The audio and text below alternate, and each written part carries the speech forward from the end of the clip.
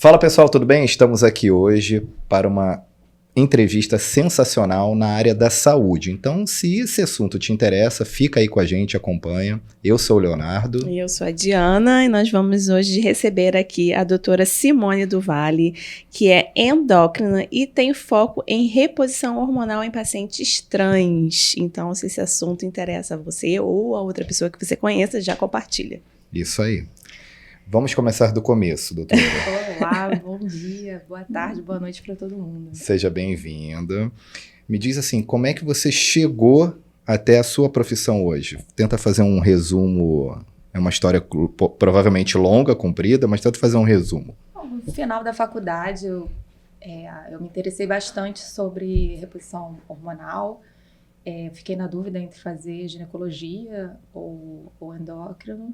E acabei optando pela endocrinologia porque eu acho que é uma especialidade que você vê muita variação de pacientes e o poder do hormônio, né? Quando falta, quando está em excesso, isso acaba trazendo um monte de problemas e, ao mesmo tempo, dá para resolver bastante coisa. Então, é uma especialidade que eu acho muito legal e ela se desenvolveu muito nos últimos anos. Então, ser endocrinologista hoje é mais divertido do que era daqui a 20 anos atrás. Em todas as áreas, não só para reposição hormonal, mas também no diabetes, na parte de obesidade, tem muita medicação nova. Então, hoje é muito mais divertido ser endocrinologista. Ela gosta de emoções, né? Acho que ela gosta de coisas novas, né? É, verdade. Adora uma novidade. Mas sim, tem muita medicação nova, muita possibilidade. Nem sempre cura, né? São doenças crônicas, mas tem muita possibilidade de tratamento. Então, melhora muito a qualidade de vida dos pacientes. Então, é bem legal, satisfatório nesse sentido.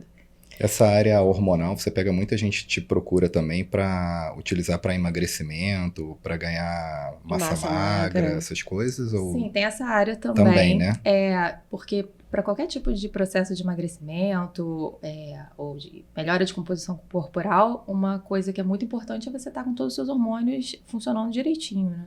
Então, você tem que avaliar tanto a parte de hormônios sexuais, quanto a parte de hormônios tireoidianos, enfim, e uma série de outras coisas, de ver a parte de metabolismo, se tem resistência à insulina, a parte de colesterol, isso tudo tem que estar andando muito direitinho para poder o processo de emagrecimento acontecer. Então, não é simples, né? Então, assim, a senhora já fez um resumo aí. Quem quiser emagrecer, pelo amor de Deus, não começa a fazer dieta em casa, porque viu na televisão, viu na internet, não. Sim. Procura um médico, procura um especialista e segue direitinho, porque é complexo. Até reposição mesmo, né? Sim. Que a gente vê muito romantização de alguns produtos, né? Que hoje falam que é uma reposição hormonal e que, na minha opinião, não é uma bomba, né? Que usam por aí. Tem muita informação solta, pela né? metade. Isso, então, acaba confundindo. E no Brasil, acaba que você pode fazer muita automedicação. Isso não é legal, porque pode fazer bobagem. Pode fazer bastante bobagem. Pessoal, vamos rapidinho aqui, ó. Se você precisa de um gestor de tráfego, levar mais clientes para o seu comércio, por favor, aí na descrição, acesse, entre em contato com a Digital LDX. Você precisa de um videomaker, de um serviço mais profissional, entra em contato com eles. Não deixe entrar hoje, tá bom? Tem um desconto lá em relação a quem assistir aqui o programa e acessar direto lá com eles. Próxima pergunta, amor. Então vamos lá. Ao longo do tempo, né, as coisas vieram mudando, principalmente na medicina, e hoje está muito em pauta essa questão da reposição hormonal em pacientes trans, né? Como que isso começou para você? Por que você resolveu ir um pouco mais para esse lado? A reposição hormonal, ela está acontecendo em vários aspectos. Hoje, a mulher em menopausa, o homem em andropausa, as pessoas mais velhas que vão perdendo a produção hormonal já fazem a reposição hormonal de maneira muito mais segura do que era antigamente. Então, isso já é uma realidade para muita gente. As pessoas que fazem atividade física, têm algum problema hormonal também, eles vão procurar atendimento médico para também ajustar. Pessoas que vão além, né? Procuram além da saúde e acabam procurando a opinião do médico também para ver se aquilo está correto ou não. e a gente acaba ali falando o que tem de risco, né? E o transgênero vem como mais uma parte do que já se faz e está crescendo cada vez mais e faz parte do consultório do endocrinologista. É o endocrinologista o médico que vai lidar com isso. E para minha geração, para a geração que está vindo, isso vai ser uma realidade de consultório que não tem como. Você tem que saber, porque vai vir e vai vir cada vez mais. Uhum. E é você o especialista que vai lidar com isso. Perceber. Uhum. Entendeu? E qual a idade que o paciente pode começar a fazer essa transformação de reposição hormonal? Com quantos anos vocês aceitam ou com quantos anos é preconizado fazer essa reposição? No Brasil, hoje, é a partir dos 16 anos, né? Então, existe no SUS, também tem um programa de resignação sexual, acho que a gente fala de reposição hormonal cruzada, que é a partir dos 18 anos pelo SUS, mas na teoria você poderia fazer a partir dos 16 anos. E por que essa idade? Tem alguma coisa relacionada à menstruação? Eu vou fazer aqui uma breve história de como é que é a parte hormonal, né? Desde o nascimento até a vida adulta. Quando o bebê está intraútero, ele produz hormônios como se ele tivesse numa adolescência. A gente chama de mini puberdade, que é onde faz um imprint de comportamento tanto masculino quanto feminino. Durante a infância, ninguém produz hormônio sexual, nem meninos nem meninas, mas eles se comportam diferente. Mas não tem testosterona nem estrogênio circulando no sangue de nenhuma criança. Quando chega na adolescência, a puberdade é justamente quando existe esse despertar para a produção hormonal sexual, e aí eles vão começar a desenvolver as características sexuais secundárias e vão começar a produzir esses hormônios, né? Quando você começa a entrar na puberdade, é ali que começa a gente se perguntar: será que vale a pena fazer a reposição agora, depois? Então, 16 anos seria a idade pós-puberdade. Então, a gente iria esperar essa puberdade.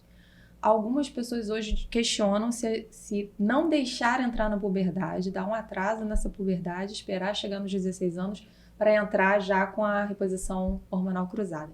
Isso está sendo estudado, isso não é feito sozinho no consultório, isso precisa de uma equipe multidisciplinar, é uma decisão muito importante, mas não é o dia a dia. O dia a dia é você, a partir dos 16 anos, depois que você já passou da puberdade, a criança já é adolescente, ele já tem mais noção sobre a sexualidade dela, então as decisões vão ser feitas a partir desse ponto.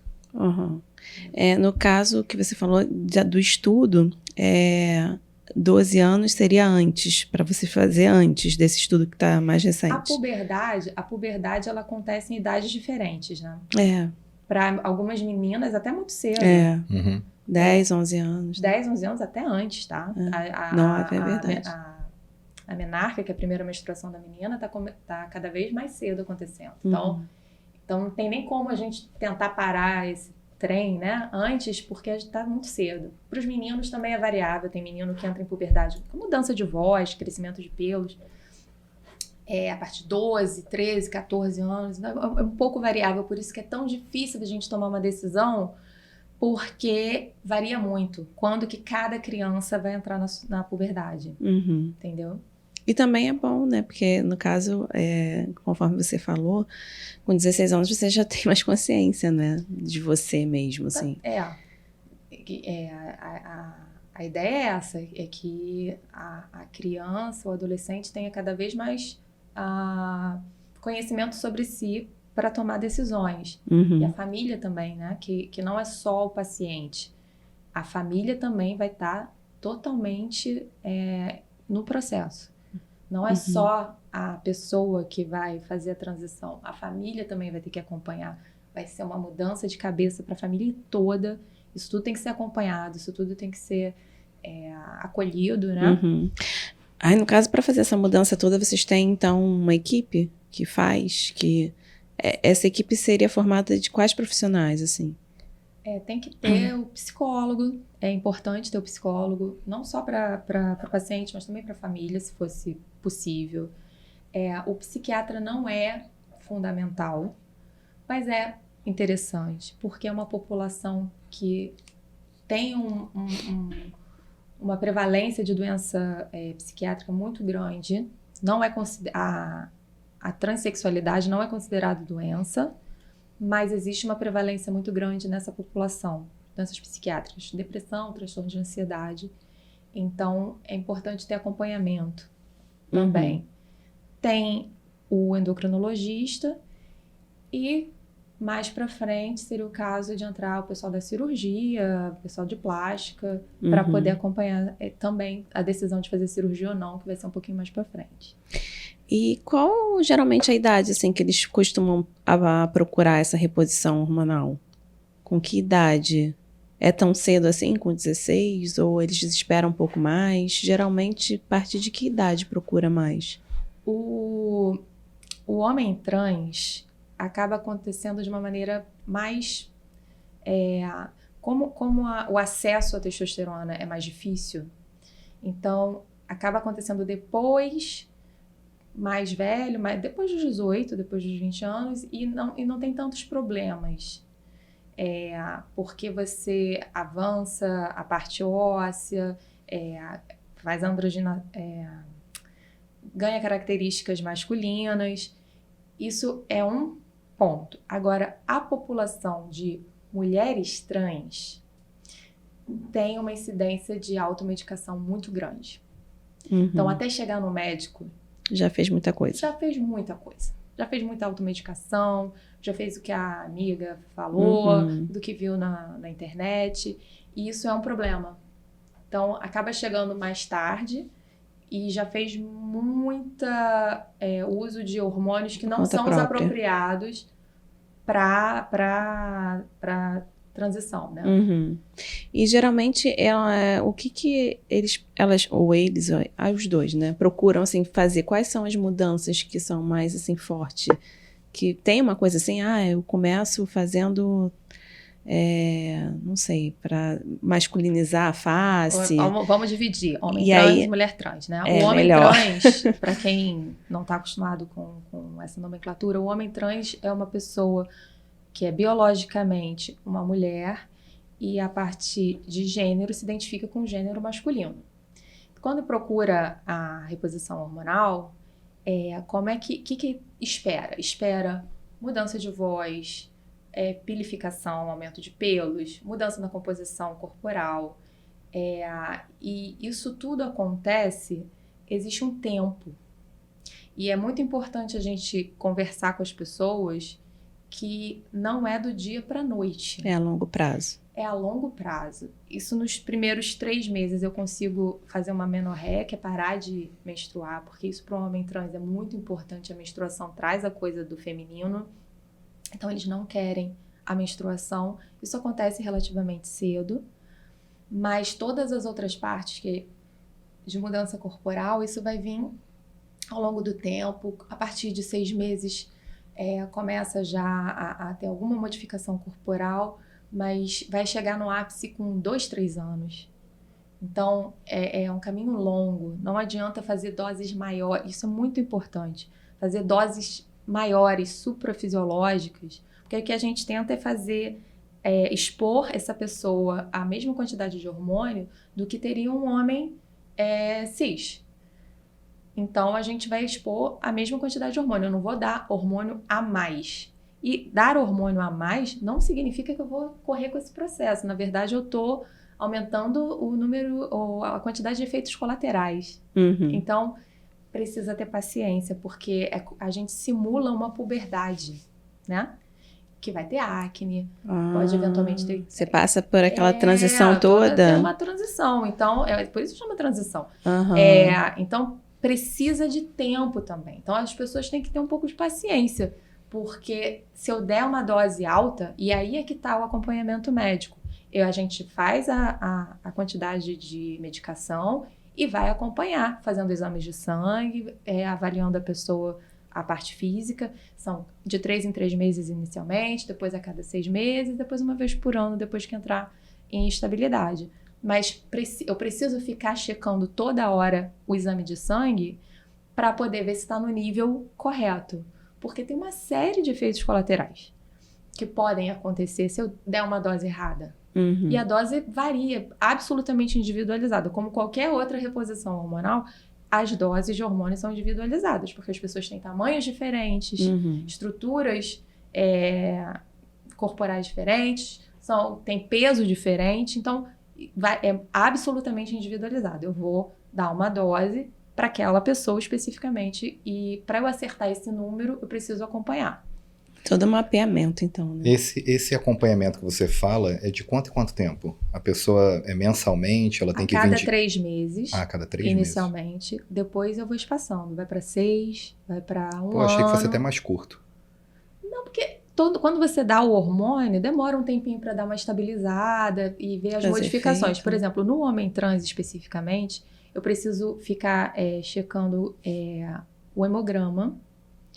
É uma das coisas que a gente mais se guia, porque tende a aumentar o hematócrito. Isso é um problema. Então, eu não posso, tem um determinado número ali de percentual de hematócrito que eu não posso passar.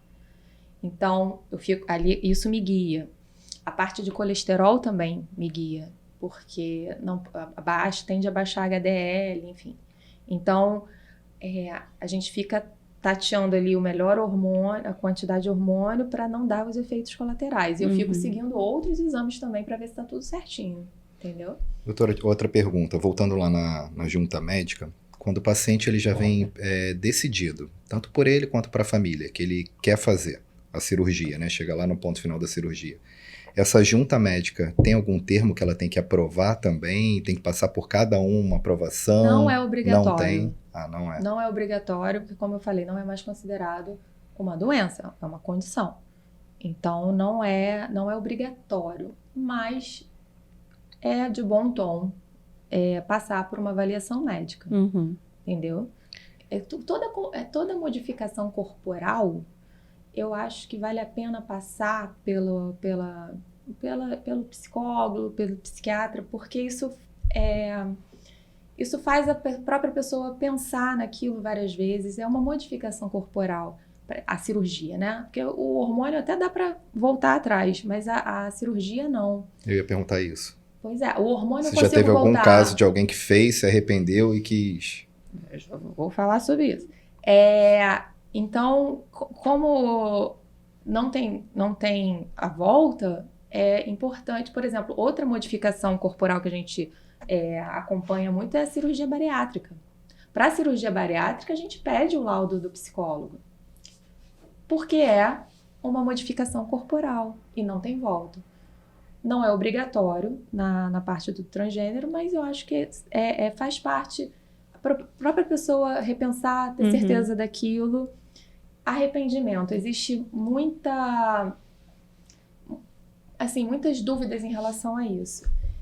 O índice, saiu um estudo muito rico, dinamarquês, esse ano. A gente tinha muito pouco dado sobre esse tipo de coisa. Nos países nórdicos, eles têm um banco de dados muito bom sobre os pacientes, porque cada pessoa tem um CPF que o governo monitora. Então, eles conseguem fazer grandes estudos, não só para essa área, mas para todas as áreas. Então, médico adora estudo de país nórdico por conta dessa facilidade que eles têm do banco de dados. Então, são sempre estudos imensos. Saiu esse ano, então, esse estudo dinamarquês, que fala sobre acompanhamento durante 40 anos da população trans deles. Nossa. E aí, eles desmistificam várias coisas, mas também trazem dados importantes. Por exemplo, a taxa de arrependimento variava em 4% antigamente. Muito baixa. Baixa, mas isso as pessoas falam como se fosse muito alto. É baixa, mas mesmo assim é alta, se a gente pensar. Para a modificação que era. Mas esse arrependimento era muito relacionado à parte de dor. Era uma cirurgia muito que trazia Recuperação. incômodo, uma recuperação ruim, a pessoa depois não conseguia ter uma vida sexual tão agradável. Então, vinha mais em cima disso do que o fato de eu troquei e quero voltar. Hoje, como as técnicas avançaram muito, esse grau de arrependimento cai entre 2% e 1%. Então, é bem pequeno. O arrependimento era mais pelo processo e não pelo resultado final, né? Isso é um grande dado. Já diferencia, né? Já diferencia pra caramba. O percentual provavelmente cai muito, se for isso. Isso. E traz mais dados, né? Por exemplo, tem um estudo brasileiro de 2021 que traz a quantidade de pessoas trans no Brasil. A gente tem hoje 1,88% de pessoas trans no Brasil. Isso é um número bem grande, que é diferente da população dinamarquesa. Eles trazem um número de 0,6%. Então, é uma diferença. Então, a gente tem uma população trans expressiva no Brasil. E outra coisa que esse estudo dinamarquês traz é a quantidade de pessoas que têm transtorno de ansiedade ou depressão. É muito mais comum na população trans esse tipo de problema do que na população cisgênero. A gente está falando de uma prevalência de 40%, em média, na população trans, de problemas relacionados à depressão e ansiedade, e contra 7% da população cisgênero. Então, é muita diferença. E eles colocam que isso pode ser muito relacionado ao fato dessas pessoas sofrerem muito preconceito. E o fato também de não... a incongruência, né? Do como que eles se representam, né? Como gênero e o corpo é diferente. Isso também acaba trazendo sofrimento. Então, por isso a transição é importante, porque acaba melhorando essa situação clínica da pessoa. Então, tem essa parte da prevalência de problemas psiquiátricos nessa população, e isso acaba dando uma consequência ruim, que é o número grande de suicídios nessa população. Eu não tinha esse número, a gente sabia que era maior, mas a gente não tinha esse número. Esse estudo de 40 anos traz que é 7 vezes maior a chance. Caramba! É bem grande. Alto. Então, quando você está diante de uma pessoa trans, e se a família também está ali acolhendo a pessoa trans, o grande risco dessa pessoa é a parte de suicídio muito comum. Comum mais do que qualquer outro tipo de problema relacionado à parte hormonal, que a gente possa pensar câncer, enfim. É esse problema. Então, é muito foco nisso, para você não acabar perdendo o seu ente querido, né? É muito complexo, né? É muito complexo e é muito grave. 7 vezes mais é um número bastante expressivo de tentativas de homicídio. Esse estudo trouxe, então, esses números que faz com que a gente entenda melhor sobre o que a gente está falando e o que pode acontecer com essas pessoas, entendeu? Esse paciente de 16 anos que você falou antes aí, ele precisa de uma autorização da família? Sim. Todo menor de idade precisa estar acompanhado de pelo menos um dos responsáveis para acompanhar, e precisa ter autorização, sim. E qual é a queixa maior, assim, quando chega? Primeiro, eles querem mudar o quê? Porque eu acho que essa parte de cirurgia, acho que seria a última na minha cabeça, ou não? Não, no final. Ou eles já chegam decidido que querem isso? Pelo conselho hoje, a gente preconiza que tenha pelo menos pelo SUS 2 anos de tratamento hormonal para você decidir. Tem um protocolo, acaba sendo né? uma preparação, né? Sim. Até psicológico também, né? Sim. Maneiro isso. E na parte privada, pelo menos 1 ano de acompanhamento para você poder chegar a uma decisão de cirurgia. A cirurgia é depois. Pode. Desculpa. Não. Por que tem essa diferença de anos do SUS para o privado?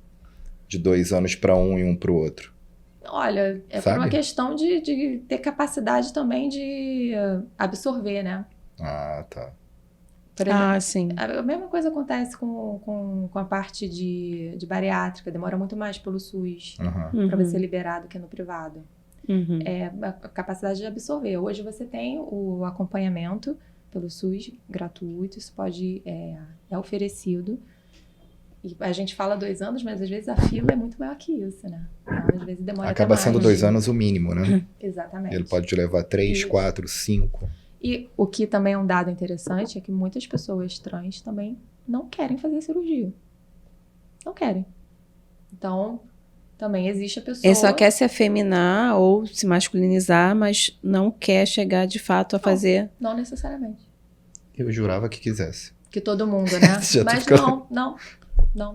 Eu jurava que... São coisas que são... Que, assim, quem começa a trabalhar com isso também foi um aprendizado para mim, é poder desconectar as coisas. Tipo, a identidade de gênero é diferente da sexualidade, que é diferente também da opção de fertilidade dessa pessoa. Então, tem muita coisa envolvida e não anda junto. Cada coisa anda no seu ritmo e as pessoas podem optar por qualquer grau de intervenção. Isso não muda a condição dela de transgênero. É um desconectado conectado a uma pessoa só. Não, desconectado nesse sentido. aos Eu digo 3 assim, pontos. não, porque a gente pensa que a pessoa trans... Quer fazer tudo. Quer fazer E não. tudo É, e não. Aham. Inclusive, mulheres trans, quando eu comecei a trabalhar com isso, eu achava que a ideia era baixar a testosterona delas para o nível de uma mulher. E não é isso. É Na porque eu verdade, acho que deve ser quase impossível chegar a isso, né? possível é. É. Inclusive com gonadectomia, que é você cortar mesmo os testículos da Aham. pessoa e realmente ali não vai ter produção nenhuma de Uhum. testosterona, tá? Então Verdade. até isso é possível. Tudo é possível. Voltando que endócrino, pode tudo. Mas o que você acaba aprendendo com o tempo é que mulheres trans, às vezes, eu não preciso baixar tanto assim essa testosterona. A partir do momento que ela se sente confortável, não, aqui pra mim tá bom. Aí a gente mantém daquela forma, Uhum. entendeu? E qual que é mais fácil de você chegar nesse resultado em relação só ao hormônio? Por exemplo, Se é um homem ou uma mulher? descartando a cirurgia para ficar com as feições mais finas, ou qual que é mais fácil, chegar nesse resultado para o homem trans ou na mulher trans? Depende. Que na minha cabeça é mais fácil você chegar no homem trans do que na mulher trans, porque testosterona deve ser bem, sei lá, complicado de baixar e diminuir músculo. Depende muito da característica física da pessoa. E afeminar deve ser mais difícil do que você masculinizar, na minha cabeça. Depende da característica física. Tem mulheres trans que já vêm com características muito femininas. Então é pouco. Mas tem umas que têm mais características femininas. Então a intervenção é maior. Não em número, não em quantidade de hormônio. De novo, não é dando muito hormônio que você consegue o resultado. É tempo. Então, nesse tempo, qual que tem? Existe isso? Hormonalmente, é mais fácil lidar com homem trans. Uhum. Mas porque é mais fácil. Isso ainda tem gosto, né? Porque a pessoa pode Sim. estar bem afeminada. Sim, Né? A parte igual mais você feminina, falou. e pra ela tá ótimo, pra tá ela maravilhoso. É isso que, E aí o acaba profissional sendo que vai mais- lidar com isso tem que entender. Você tem que respeitar muito o que a pessoa tá Isso querendo. E que às vezes é totalmente diferente do que você acha que deveria ser. Ou, Uhum. será que ela quer mais? Quer menos? Mas não, às vezes Ali tá bom. nem hormônio quer tomar. A pessoa às vezes se identifica, porque uma mulher trans bota só um cabelo comprido, bota um vestido e se identifica ali, não quer nem mexer, porque tem os efeitos colaterais. E aí a gente vai entrar numa coisa muito mais profunda. Por exemplo, quando na mulher trans, você faz o estrogênio, você não faz só o estrogênio, você também tem que bloquear a testosterona. Então, são duas coisas. Quando você bloqueia a testosterona, tem efeitos colaterais. Um deles é não ter ereção. E para algumas mulheres trans isso é fundamental e ela deseja isso. E para outras mulheres trans não quer isso. Para você passar por esse processo, então, acaba que pode acontecer isso de não ter ereção? Sim. Ah, então a Porque pessoa eu tem tô que estar... bloqueando testosterona. Então, Cara, isso tem que estar muito alinhado na É. consulta, né? É muito complexo, né? muito Tô achando complexo. que era uma É. coisa mais rasa, mas não. E se bobear, você tem que escrever e falar, leu, entendeu, faz um vídeo, assina aqui pra eu ter certeza. Cada um vai ter Sim. uma demanda e Aham. você tem que respeitar essa demanda.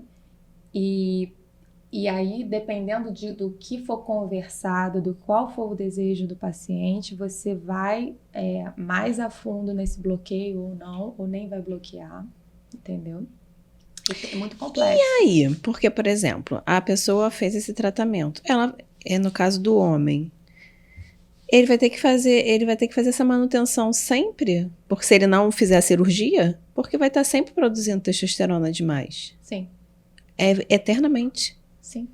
Mas foi o que ela falou, e fica mais espaçado, né? Fica mais espaçado. Mas, por exemplo, a gente tem Eu tô que achando entender. Mas tem que ter seria um manutenção. fim, mas não tem um como fim, se fosse né? médico, Não né? tem Prevenção. Não tem fim. É a vida toda. A vida toda. A gente tem que Pra lembrar... mulher também? Também. Vamos, Porque senão vai sempre chegar voltar na os manutenção. hormônios. Vamos É chegar na verdade. manutenção. Além disso, a gente tem que lembrar que uma mulher trans tem próstata. Ah, sim. E a gente vai ter que acompanhar essa mulher trans com a sua próstata ao longo da vida. Então, Não vai ter um risco maior de câncer do que na população cis. Mas tem que ser acompanhado tanto quanto. mesmo se fizer cirurgia também, né? Porque tem muita A coisa próstata que na mulher que é na parte cerebral. A Sim. hipófise. Não, tem mais coisa. Por exemplo, a mulher trans... Mesmo fazendo a cirurgia, vai ter que continuar. Sim, a mulher Eu trans... nunca tinha pensado nisso. É complexo. Eu pensei que tivesse um fim. A Tu achou mulher que vai Aí lá tomar agora eu tô medicamento, raciocinando acabou, aqui. vai embora. Não, é pra Não, vida pensei que toda. tivesse assim, 3 anos, 5 Não. anos. E aí depois que atingisse, né, teria uma alta. Não Aí tem eu tô alta, pensando, não. não tem alta, porque continua tem alta. o hormônio, né? A circulando. mulher trans, ela tem mama. A gente tá dando estrogênio pra ela. Ela vai desenvolver mama. Não vai chegar, na maioria das vezes, a uma mama feminina. Vai ter que botar prótese mamária em algumas situações, se for o desejo do paciente. Mas tem a mama. Então, você vai ter que fazer mamografia. Ultrassom de mama. Ah, é? Aham. Não é um risco maior de câncer do que na população cis, mas você vai entrar no protocolo como qualquer outra Como mulher. outra mulher.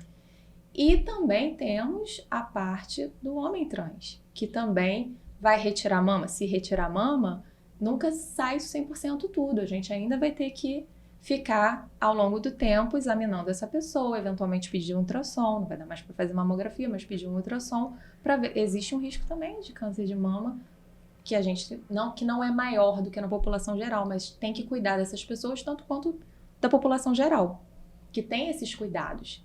Se a pessoa tem útero ou não, tem que ter o cuidado. Então, aí quando a pessoa resolve fazer essa cirurgia, ela que opta se vai ter útero ou não? Ela opta. Tá. Aí vamos supor, fez a cirurgia, aí tem o útero e tem o órgão masculino.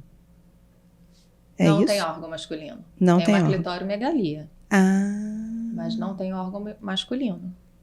E como é que fica aquela parte toda de menstruação? Ah, isso daí corta por causa do hormônio. Corta, mas é complexo também. Por exemplo, esse hormônio... Agora que eu tô concatenando aqui.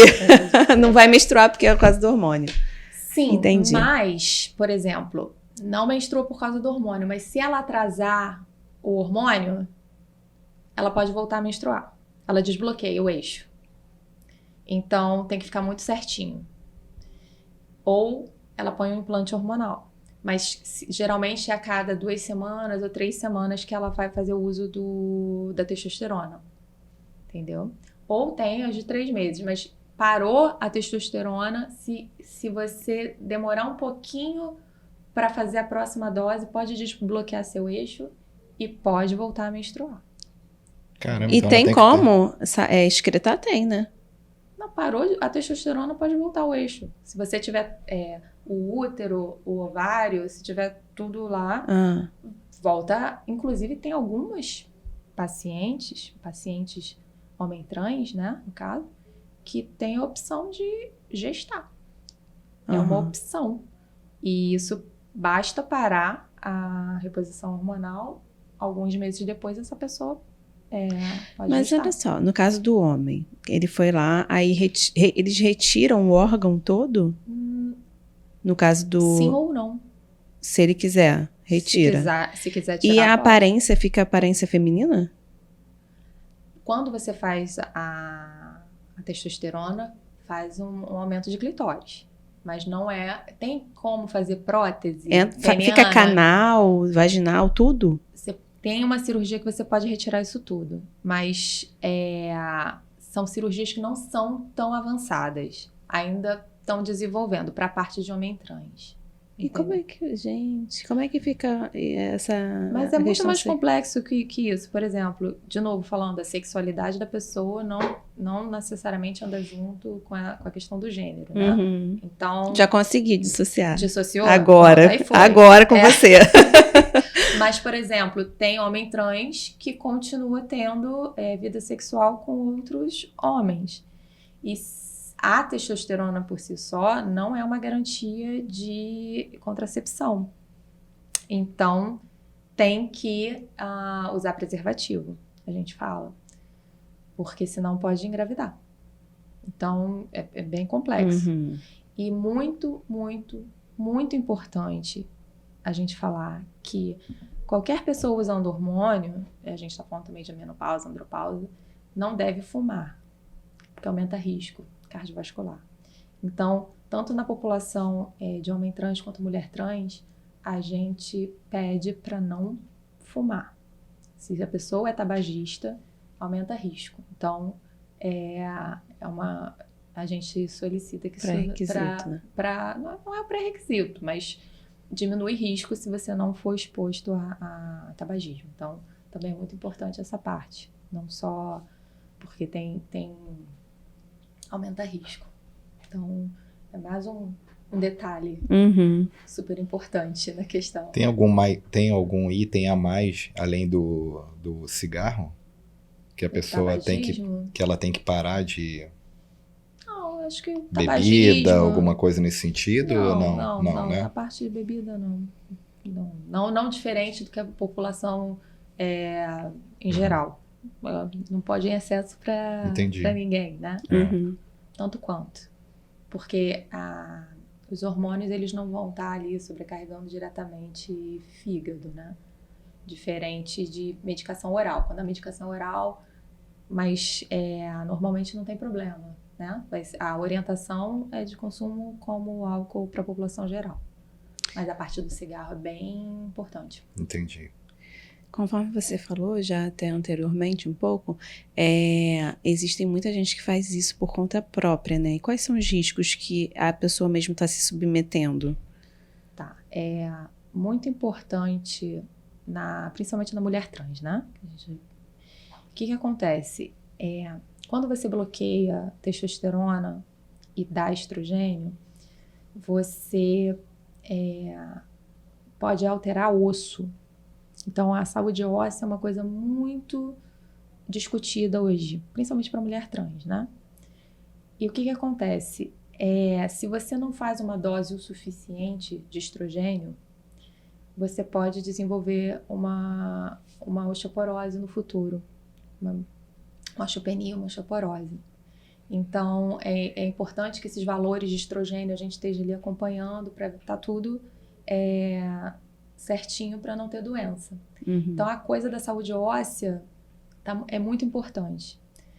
Eu fui num congresso de osso mês passado, e uma da discussão foi muito discutido como analisar o osso da pessoa trans. Será que a gente vai comparar com pessoas cisgênero ou do sexo oposto, né? Porque essas pessoas acabam não acompanhando nem um lado nem o outro. Então, no final da discussão, isso ainda não é uma norma, mas pede os dois laudos, como se fosse o feminino e o masculino, e ver com qual que a pessoa se aproxima mais, né? Mas ainda está sendo discutido isso. Uhum. Tem risco de câncer? Porque quando eu penso em hormonal, Vai logo eu pro penso câncer. logo, a gente pensa logo, acho que o leigo, né, acaba pensando logo no câncer, não sei. Pois é, não. Não? Não mais do que na Parte população óssea. geral. Não, Sim. parte óssea é outra coisa. Sim, É não, a pessoa osteoporose. se aplicar um monte de coisa, assim, Então, se você porque joga... ouviu falar. Se você joga para a quantidade fisiológica, que seria de uma pessoa cis, normal. Vai ser um risco de câncer como na população geral. Se você fizer doses suprafisiológicas, aí muda de figura. Mas nas doses fisiológicas, não tem problema. No caso da pessoa mesmo tá se aplicando, o risco seria o quê? Cardíaco? Essas pessoas que fazem sem acompanhamento, né? Sim, sim. O que traz de risco, assim, para elas? Pro homem trans, pode aumentar o risco de doença cardíaca se ele fizer uma dose suprafisiológica, né? Isso. Aumento do hematócrito, então uma policitemia, pode dar aumento de pressão, em alguns casos, apneia do sono, tem toda uma mais para esse sentido. A mulher trans, se você fizer uma quantidade muito grande de estrogênio, e aí a gente tem parâmetros para seguir, também aumenta risco, principalmente cardiovascular, de trombose. Então, também não é bom. Por isso que é muito importante o acompanhamento, para você manter ali a quantidade de hormônio nos parâmetros ideais, né? Como a gente faz para menopausa também, a andropausa, o raciocínio é muito parecido. A gente faz a reposição e tenta jogar ali para aquela faixa terapêutica esperada para a idade, enfim. Mas não, doses suprafisiológicas é ali que mora o perigo para os efeitos colaterais, né? Então, é muito importante o acompanhamento para você manter a faixa terapêutica. Uma curiosidade.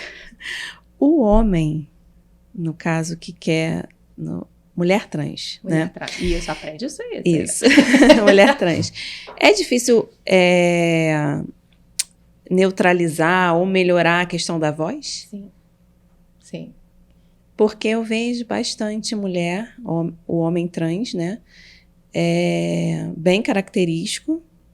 Não, no caso, a mulher trans. Bem característica. Só que a voz muito... Tem cirurgia para isso hoje em dia. É cirúrgico. Hormonal não vai. Não vai. Ah. Porque é uma alteração estrutural que acontece principalmente na puberdade, né? Que é muito marcado nos meninos a mudança de voz, né? E não volta. Uma vez eu estava no salão, tinha uma mulher linda, linda. Cabelão, até comentei, né? Sempre falo dela. Loira, branca, linda assim, sabe? Muito... Só que quando ela falou que eu percebi, porque a voz não muda, né? Assim, também está acontecendo muito de mulheres que usam anabolizante para academia. Que isso tá muito, Exatamente, tá todo mundo ficando com a voz daqui igual. A pouco a gente não vai mais... Verdade, perceber. Todo mundo ficando com a voz igual. É o lado bom, né? A gente já conversou aqui, cara. Hoje, antigamente, né, na minha época, pelo menos, falava que existia um anabolizante.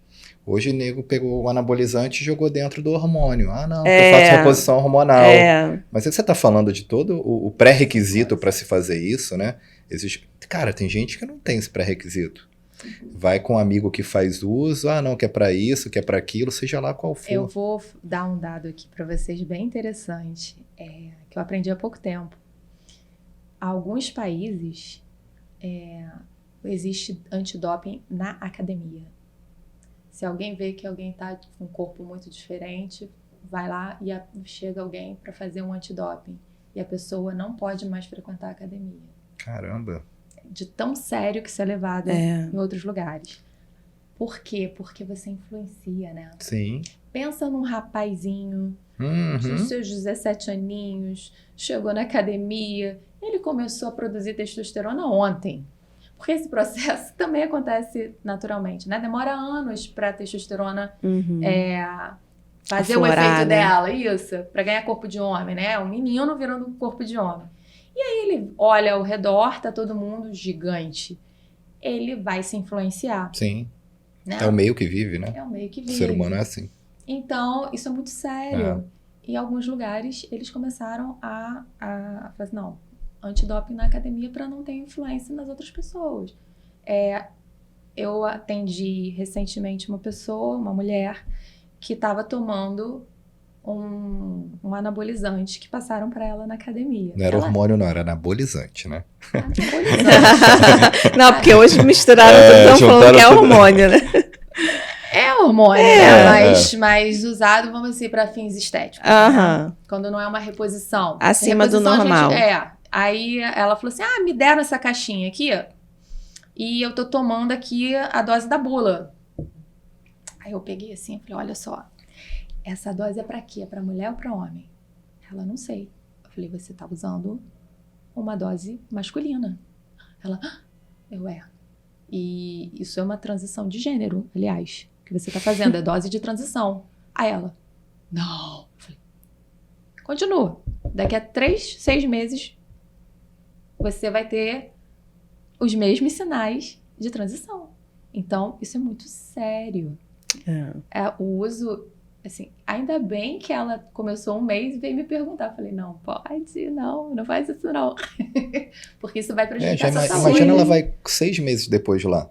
Já tô usando isso aqui há 6 meses. E voz é um negócio que nem sempre volta. Né? Se for uma opção da pessoa, se for a coisa da transição, beleza. Mas se não for sua vontade, que você esteja fazendo as coisas consciente. É muito importante as pessoas conversarem sobre isso para não fazerem besteira. E não se automedicar, né? Porque é o que mais acontece. Foi o que ela falou no início, né? No Brasil, isso aqui parece que a gente tem remédio em casa para tudo. Inclusive as medicações controladas, e agora vem medicação de fora que, é pré-hormônio. Não tem pré-hormônio, não tem hormônio de verdade ali dentro. Se você pegar a bula, tem hormônio, entendeu? Então, é complexo. Pergunta, vai no médico, não fica pegando dica, principalmente pro pessoal mais novo, porque às vezes um rapaz começa a tomar hormônio, ele para de crescer. Sim. Dependendo da idade. Então, é tudo muito sério. Não deve ser feito a automedicação. Nós perguntamos para uma fisiculturista que esteve aqui, como é que as pessoas que têm esse corpo, né, barriga de tanquinho, se realmente precisa tomar algum tipo de hormônio, algum produto, anabolizante, alguma coisa, ou não. Eu achei maneiro, né? Porque ela falou que ninguém chega naquele corpo sem.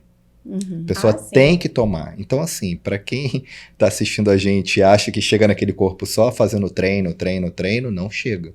Você tem que tomar hormônio para chegar naquele... E eu vou te falar uma tem coisa, todos esses males as pessoas fisiculturistas, elas sabem muito sobre fisiologia. Elas sabem muito sobre hormônio. E elas sabem muito as consequências do que elas estão fazendo. Então, elas estão pagando um preço conscientes para ter aquele objetivo delas.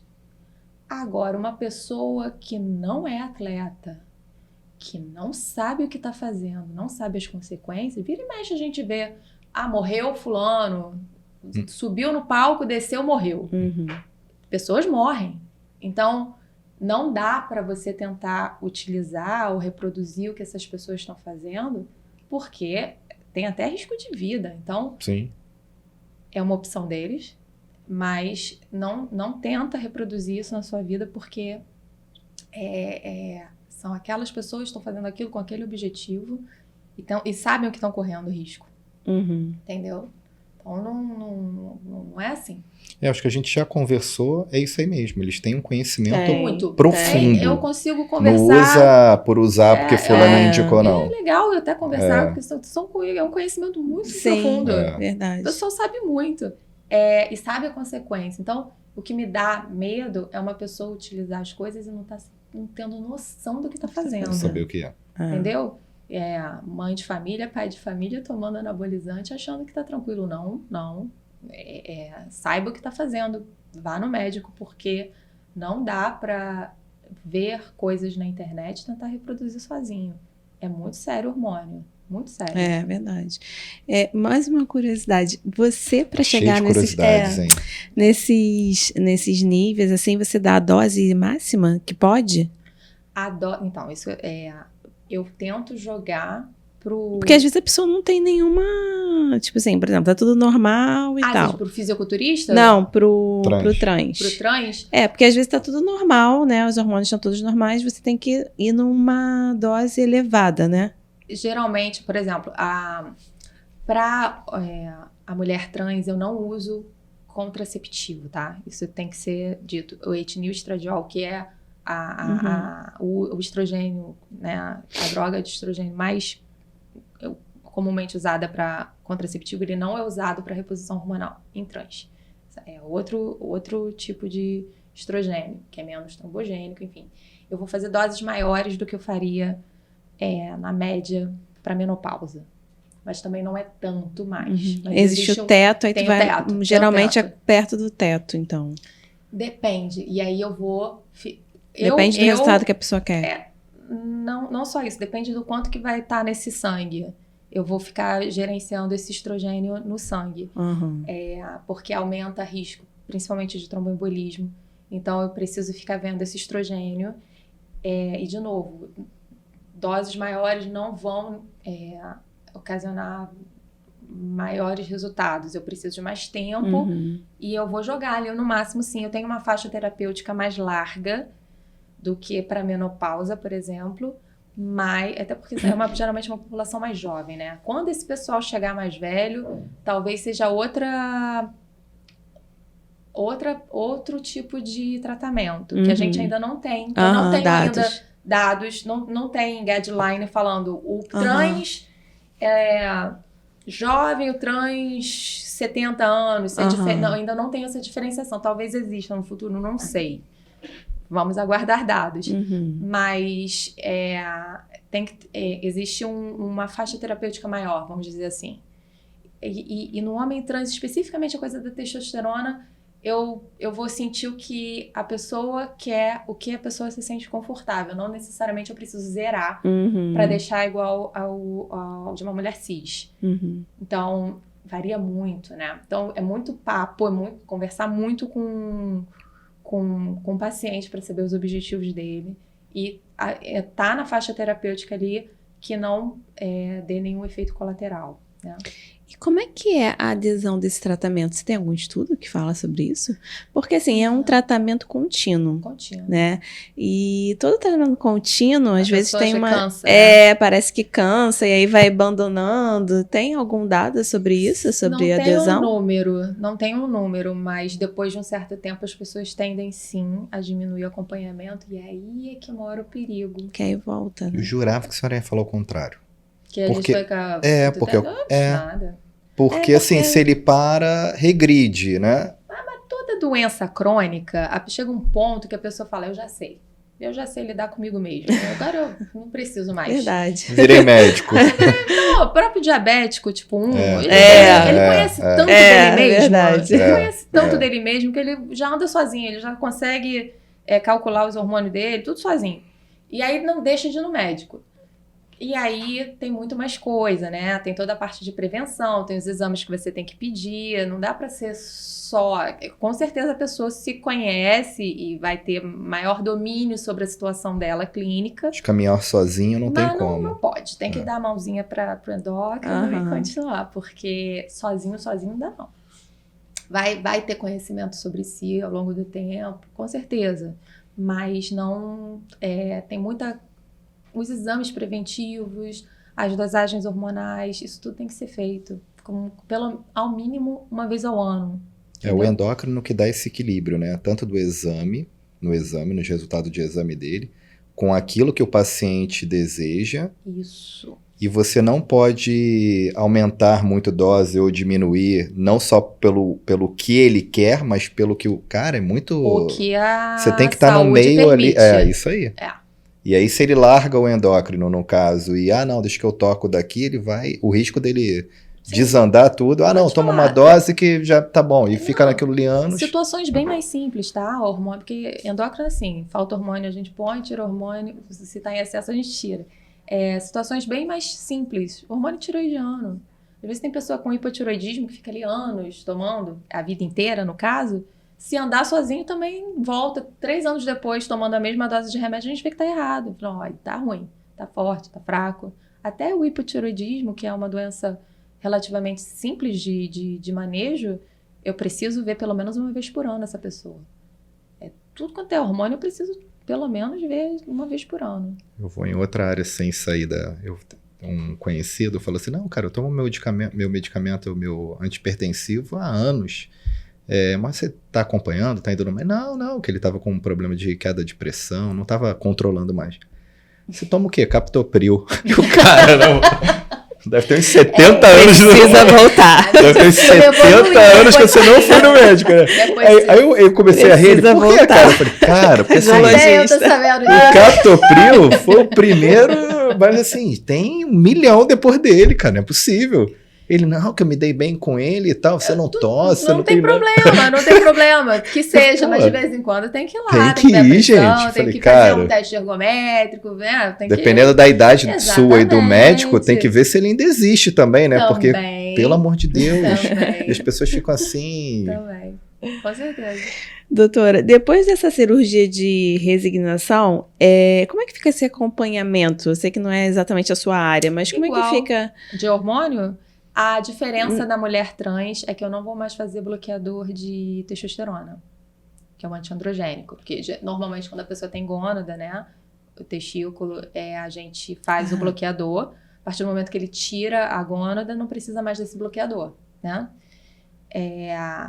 E na mulher, no homem trans, também não vai ter mais o problema de engravidar, nem a parte também de menstruar, né? Que também incomoda muito a pessoa. Diminui, então, os hormônios que você prescreve, então? Não. Depois da cirurgia? Para o homem trans, não. Eu vou continuar na mesma faixa. Mas a mulher trans eu vou diminuir. Porque eu vou deixar de dar o antiandrogênico. Uhum. Bloqueio, né? Entendi. E na parte ginecológica, essas coisas assim, continua o mesmo profissional ou não? Mesmo profissional. Homem trans vai no ginecologista fazer preventivo.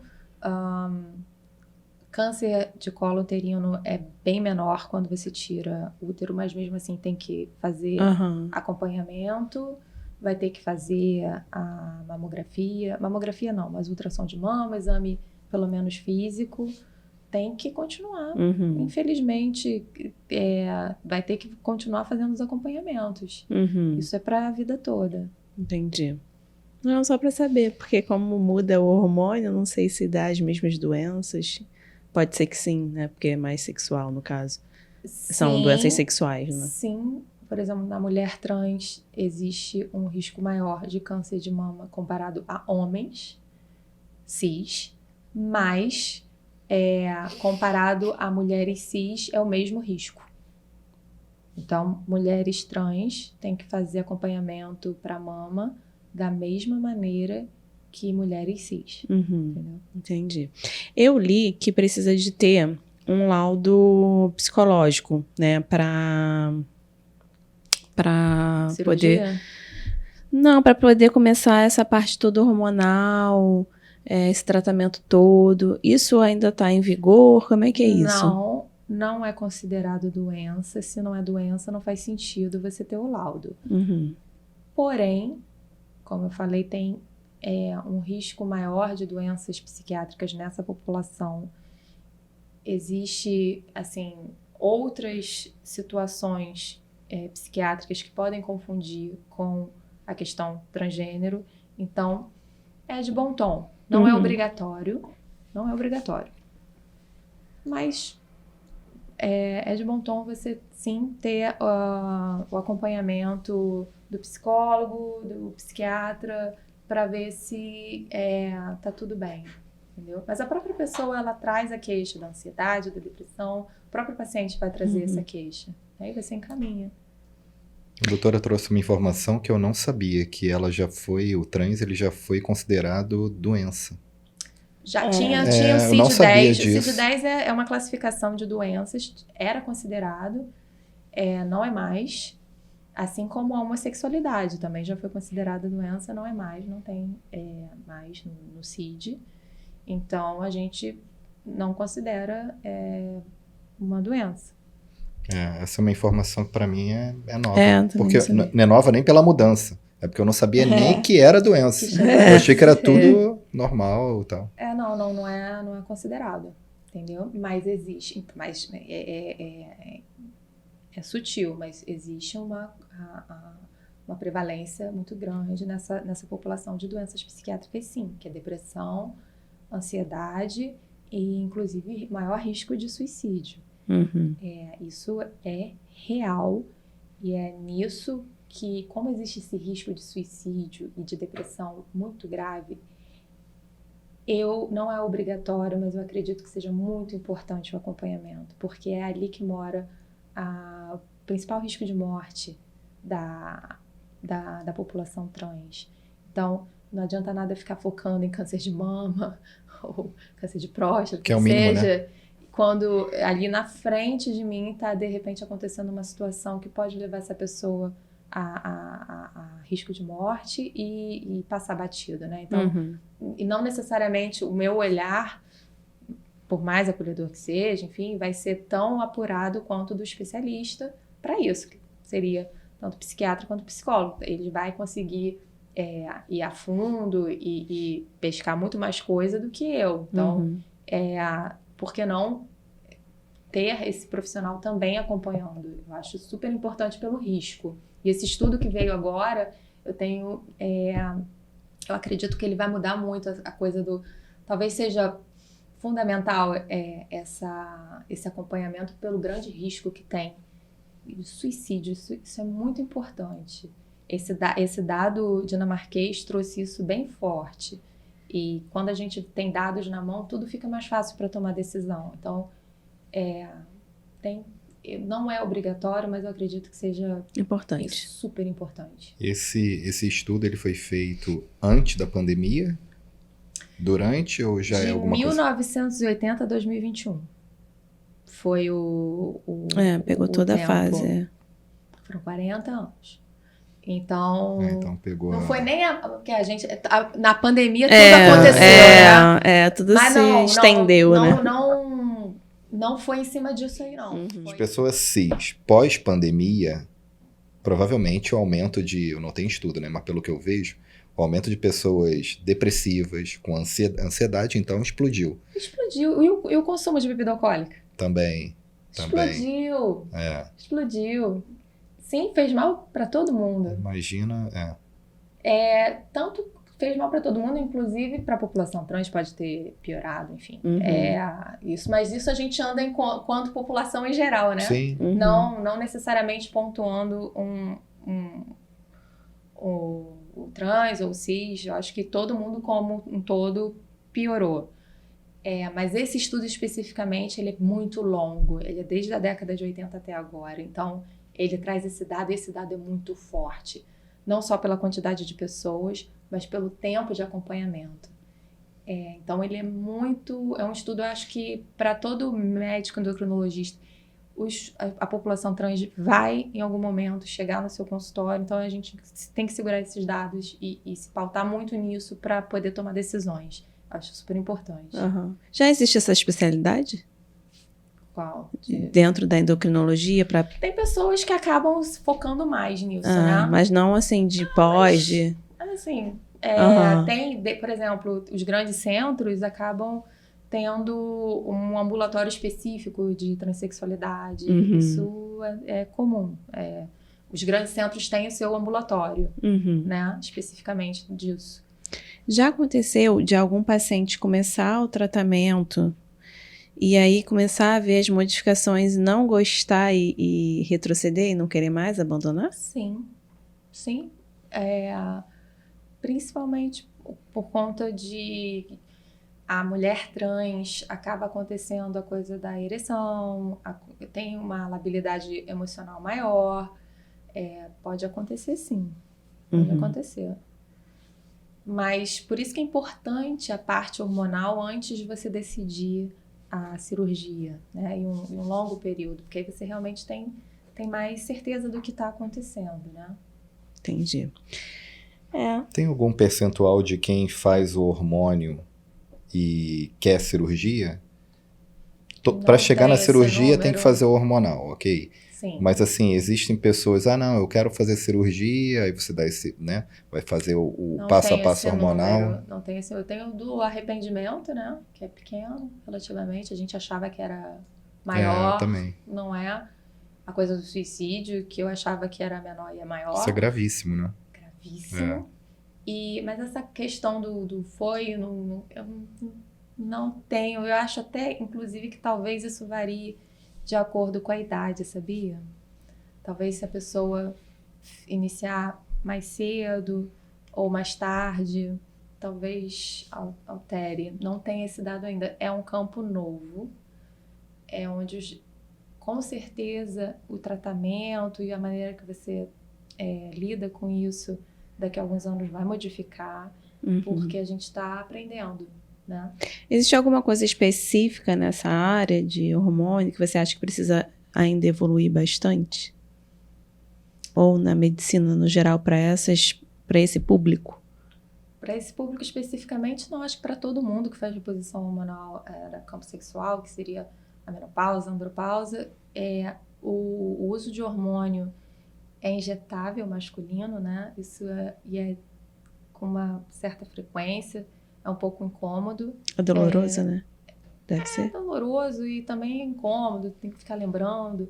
Eu acho que a questão de implantes hormonais vai crescer. Tem alguns estudos saindo agora, não só para a parte trans, mas para todas as partes de reposição hormonal. Tem estudos saindo novos que garantindo, né, que isso é uma questão segura. E eu acho que isso vai crescer muito. Eu acho que vai mais para esse lado. Questão de implante. Entendi. É isso. E o paciente que deseja fazer toda esse tratamento, tudo isso, o que ele precisa? Qual é o primeiro passo? Rapidinho. O que deseja e o que faz errado e que precisa, né? O que precisa procurar o endócrino. Precisa procurar a doutora Simone. Pelo amor de Deus. Qual seria o primeiro passo? O primeiro passo é você procurar realmente o endocrinologista. Conversar, colocar suas expectativas. Exatamente. A parte de expectativa é tão importante, porque você acha que vai ser do dia para a noite e é um processo relativamente longo. E é uma coisa que acredito que não tem uma regra assim, você vai evoluir em tantos, porque é hormônio, né? E também assim, qual o resultado vai ser? Seu rosto vai ficar mais fino. Individualizado, absolutamente individualizado. Cada um cada história vai ser uma história. Não, então, é você ir trocando, mas a expectativa isso é ao longo de um tempo. Isso tem que ser bem alinhado. Não é receita de bolo, né? Vai lá, vai fazer isso e vai acontecer. Nada em hormônio é receita de bolo, porque tem a coisa de individualizar. E assim, eu, por exemplo, eu começo doses baixas, mas isso para qualquer tipo de reposição hormonal, e vou aumentando. Eu prefiro do que fazer uma dose alta e depois ter que diminuir. Então, eu vou tateando ali até chegar no ponto ótimo da pessoa. Isso leva um tempo. Isso não é da noite pro dia. Né? Tem que ter um pouquinho de paciência. Mas dessa forma é feito, eu acredito, da melhor forma. Que aí você consegue chegar mais ali seguro, mais seguro. Legal. E quem quiser te procurar, onde, como? Olha, o meu Dê o seu endereço. É o @doutorasimone.endócrino, doutora DRA, né? O meu consultório fica no Largo do Machado, no Rio de Janeiro. Super central no Rio de Janeiro. Você chega de qualquer jeito. Não tem desculpa para não chegar lá. Você chega de qualquer jeito. Só não chega de barco. Verdade. De qualquer jeito. Então vocês podem, meu endereço, todos os meus dados estão no Instagram. E vai ter aqui também, no link da descrição que a gente vai colocar. A gente coloca aqui. Então tá bom. Coloca aqui.